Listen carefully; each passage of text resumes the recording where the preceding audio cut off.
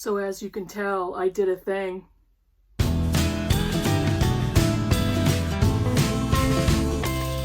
Hi BookTube, it's Kim at Middle of the Book March, and I got a haircut. You might be wondering, why in the world would you do that? And I'm going to acknowledge it without the feeling like I have to justify it. I did it because I felt like it, and I wanted to. I've mentioned briefly before that about 8 years ago, I experienced alopecia, and I was bald for a year. I'll put in a couple of pictures here. And I wasn't completely bald. I had bald spots everywhere. So I talked to my hairdresser, and she, at the time, told me, yep, I will shave your head for you. And she did. And I was able to maintain it. But for the entire year, I felt liberated. I felt like I didn't have to mess with my hair anymore. I've never felt that my identity is attached to my hair as a woman. I was never really attached. When she shaved my head, I was not upset. I thought it was kind of like, this is exciting, and I was a little nervous, but I felt liberated from having to mess and fuss with my hair. I loved walking around without hair. It was refreshing. When I went to work, I wore hats, and I wore kind of pretty caps, only because I didn't want to be a distraction. But what ended up happening was I was probably a bigger distraction because everybody thought I was sick, and everybody thought I had cancer. People were coming up to me and were almost on the edge of tears until I explained to them, no, I'm not terminally ill. I don't have cancer. I'm not receiving chemotherapy. And I'm going to insert a comment here. Hannah from Hannah's Books is far braver than me with her story, and when she revealed her secret of what's under the hat, under the scarf and the caps, I thought it was wonderful. I thought she was so honest and funny, and I wanted to acknowledge her because I've never had to deal with cancer. This is simply my corona haircut. And I'm liking it. I only did it a day or so ago. And I'm going to go with it. We'll see what happens next. So that's where my haircut came from. Another real quick comment. I've already talked about how I've always had short hair and what kind of reactions I've received. And that is in my June Pride Month wrap-up. If you ever want to take a look at that, I'll put the link below. But today is an issue of My Bookish Week 4, November 21st, Saturday. I think I'm filming this on Friday. Let me tell you what I did in a bookish way this past week. I finished 2 books. One of them was a teeny tiny book. And I had a DNF, and I have a bunch of buddy reads, so let's go. I read this little teeny tiny book. Look how little it is compared to my head. Of course, my head looks a lot bigger these days. The Practice of the Presence of God by Brother Lawrence. Brother Lawrence was a Carmelite monk 400 years ago. And I read this book a long time, many years ago, for a seminary class, and it's so peaceful and tranquil and sweet and spiritual. And in the past few weeks after the election, I just needed something like that. I needed something to calm my heart, to hopefully help clear my mind, clear my brain. And I read this, and he basically discusses his time at the monastery where he lived and worshipped. He did very menial jobs. He worked in the kitchen, he served food, he scrubbed floors, he repaired shoes, and he praises God through all of it. And he talks about his own spirituality in a non-condescending way. I mean, the one issue is he was a full-time monk and could worship and be in prayer and live among other spiritual people 24 hours a day. None of us can do that. So there's a certain level of, well, you know, you had some advantages over me. There was no technology in the 1600s, but it's a beautiful little book. It talks so much about being in God's presence and being thankful and all that kind of stuff. It was so quiet and sweet and peaceful to read. And for a completely different tone, I finished Femalechauvinist Pigs, The Rise of Raunch Culture by Eyre. I read this as a buddy read with Britta Bowler. which was magnificent. I had such a blast talking with her about this book. My first buddy read with Britta, and will not be the last, I hope. This was a very good book. I learned a lot, and I was emotionally reactive to quite a bit of it. This basically discusses female raunch culture and what women have devolved to regarding their display and their image of sexuality in society, in our culture. It goes way back to the days of Girls Gone Wild, if any of you remember that. I do. It talks about the Playboy phenomena. It talks about reality shows, Sex and the City, all kinds of pop cultural references and former cultural references. She discusses many of the original first wave feminists and their opinions on sex and sexuality and pornography and displays of female flesh and women and womanhood. It's a fairly short book, so this is a great primer on the topic, in my opinion. Levy had talked to real women. She discusses interviews that she had with cisgender women, with homosexual, with lesbian women, with non-binary people, with women and people from the spectrum. I had a couple of qualms with the book. She tends to get very opinionated, and she inserts a couple of comments without developing them a little bit more. So it's almost like I'm going to throw this little bomb in there, and I'm just going to run away from it and go on to the next topic.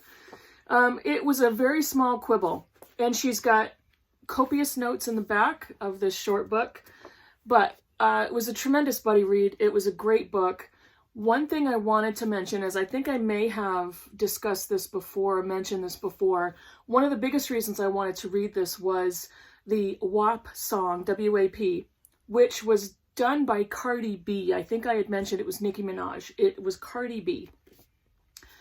I will not tell you in this video what that song was about, but it, in my opinion, was completely filthy and disgusting. She's since made millions off of the song.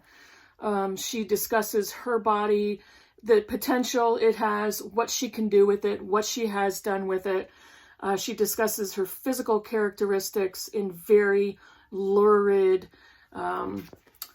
what's the word I'm looking for? Specific, raunchy ways. And so once I didn't listen to the song, didn't want to do that, but I did read the lyrics. Once I did that, I thought, what is the phenomena that makes it possible or acceptable or desirable to put that song out there in the world? And it has a lot to do with this book. The only other thing I have to say, it was published in 2005, so it's a 15-year-old text. If you're going to read it, it's a great read, but keep that in mind because there are some statistics in there and some ideas that may be a little bit dated. Those are the two books I finished. Both of them good in their own special ways.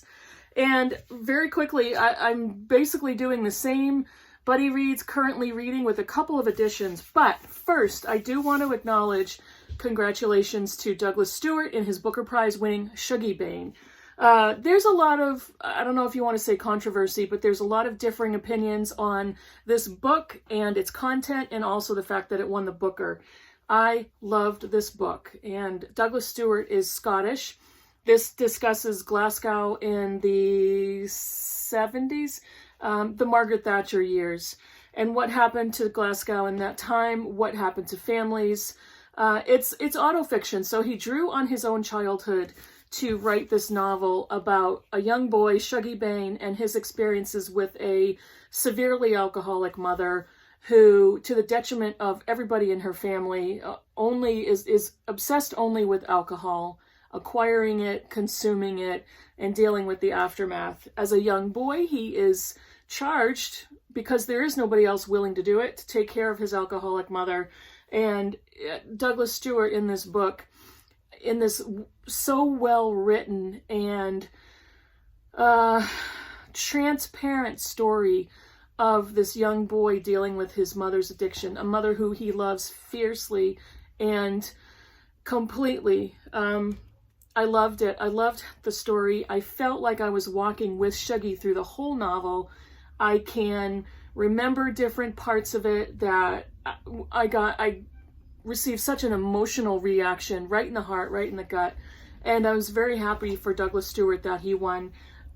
Everybody is able and has a right to their own opinions, whether you love this book or not, whether you thought he deserved the Booker or not. I am happy about that. I love the book, and that's simply my honest opinion. I unfortunately had one DNF, and this was my book, my Critical Chicks in Real Life Book Club DNF. The Invisible Life of Addie LaRue by V.E. Schwab. I got about a quarter of the way through, and I thought, I don't have time for this. I don't want to continue to read. I have other things that I'm far more interested in, and I DNF'd it. V.E. Schwab is the adult moniker for Victoria Schwab, who is also a YA author. This is what is billed as an adult fantasy novel. Time travel, selling your soul to dark spirits, nobody realizing who you are. You don't make an impression, and you don't leave any evidence of your existence. And it's set in 1700s France. It moves on to New York City in the 2000s. I just was not interested to continue. I don't think it's a poorly written book. It reads very much like YA fantasy, and I'm just not, my headspace is not there anymore.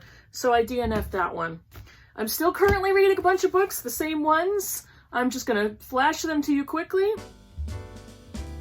With Alba from Seriella. With Scott and Nell from Gunpowder Fiction and Plot.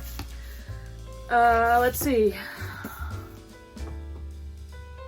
For my read-along with Karen Evans. Karen Evans started that one-year read-along. Jane Eyre, for my own personal A Couple of Books project. And here we go. We have 2 new buddy reads. I started one last night. I am reading Human Acts by Han Kang with Lindsay from Lindsay's Book Life. I will link everybody's channels down below. Just started this last night. We're going to take a couple of weeks to read this one. And I'm starting a new one today with Amelia Reads. This is Anna Burns' Little Constructions. Anna Burns is the author of Milkman, which is one of my favorite books of all time, but one of my top 2 favorite novels from last year. So we're starting that today. I think that's about it. Oh, this is going to be a really super short my bookish week. Not a lot of bookish stuff going on. Still dealing with an enormous amount of remote school and remote work and increasing COVID numbers. In New Hampshire, the governor just put out a statewide mask mandate. It's about time. It's not surprising, though, because New Hampshire's state motto is live free or die. So whatever. But finally, he made the decision to do a statewide mask mandate. Again, still practicing social distancing, still staying home. We're not doing a Thanksgiving dinner. It's just the 3 of us. We're going to Zoom as many people as we can. And, you know, I still got the turkey. I'm still making a big turkey dinner. Instead of 14 desserts, we'll probably only have 2. We'll have turkey for weeks. Fine by me. I try to make all kinds of things I can with leftover turkey. That's about it. Thanks for watching if you got this far. Now that I made the video about 18 minutes, I'll cut that down. Thank you so much for watching the video. Write me a comment down below. I don't care if you write a comment about my hair. Do that too. Whatever. Tell me about these books, if you've read any, what you think, what you like, don't like. And that's it for this week. One more thing. My month of December is now booked.